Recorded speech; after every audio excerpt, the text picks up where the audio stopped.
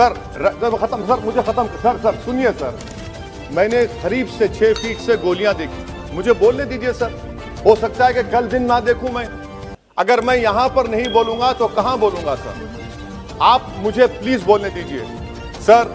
मैं आपसे गुजारिश ये करना चाहूंगा कि आप हरिद्वार में, रायपुर में और इलाहाबाद प्रयागराज में मेरे बारे में क्या कहा गया? आपके एनआईबी की रिपोर्ट है ना, आप क्यों छुपा रहे उसको?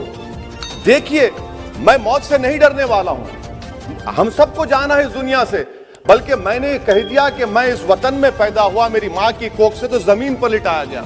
जब मेरी आंख बंद हो जाएगी तो इंशाल्लाह औरंगाबाद की जमीन में दफनाया जाएगा। मगर मैं आपसे अपील करना चाह रहा हूं सरकार से सर, कि जो कुछ बातें की गई हैं उसको देखिए। मैं जेड कैटेगरी सिक्योरिटी नहीं चाहिए मुझे, मैं हरगिज नहीं चाहिए मुझे। मैं 94 से पॉलिटिक्स में हूं, मैं आजाद जिंदगी गुजारना चाहता हूं। मैं घुटन के साथ जिंदा नहीं रह सकता इस दुनिया में। मुझे जिंदा रहना है तो अपनी आवाज उठाना है, मुझे जिंदा रहना है तो सरकार किसी के उनके खिलाफ बोलना है, और अगर गोली लगती है तो मुझे कबूल है, मगर मैं घुटन की जिंदगी नहीं गुजार सकता सर। मेरा मानना यह है कि संविधान में अगर देश के गरीबों को, मजलूमों को, अल्पसंख्यक समाज को सिक्योरिटी मिलेगा तो मुझे मिलेगी सर। आपकी चिंता हमें है ना सर, मैं सिक्योरिटी दे रहे हैं आपको नहीं सर। देश के गरीब बचेंगे तो मैं बचूंगा। ओवैसी की जान इखलाक पीलू से बढ़कर नहीं है सर। ओवैसी की जान उस वक्त बचेगी जब गरीब की जान बचेगी।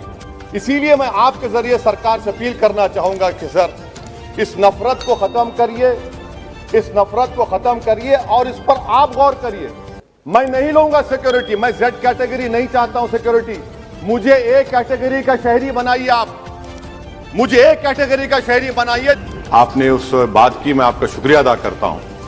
स्पीकर साहब, मैं मुख्तसर से यहां पर यह बात कहना चाहूंगा कि मुख्तलिफ सियासी पार्टियां मुख्तलिफ प्रदेश में इख्तिदार पर हैं। ये बात आप तमाम को मैं गोशेगुजार कर रहा हूं कि आखिर ये कौन लोग हैं जो गोली पर भरोसा करते हैं, बैलेट पर नहीं करते?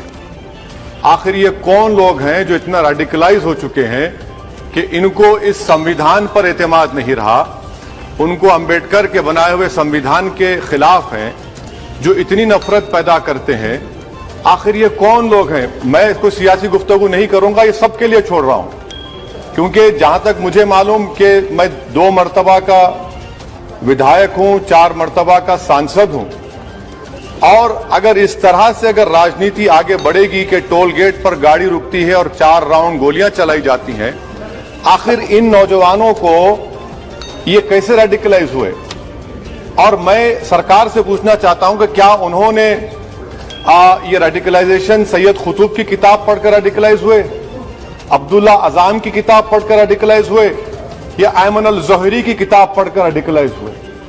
इसीलिए मैंने सरकार से 2015 में कहा था कि इंटरनल सिक्योरिटी डिपार्टमेंट एमएचए में, उसमें तमाम मजाहिब के लोगों का एक काउंटर सेल बनाइए आप, पड़ जाएंगे। और सर, ये रेडिकलाइज हो चुके हैं तो भारत की इससे राइट विंग कम्युनिज्म और टेररिज्म बढ़ेगा।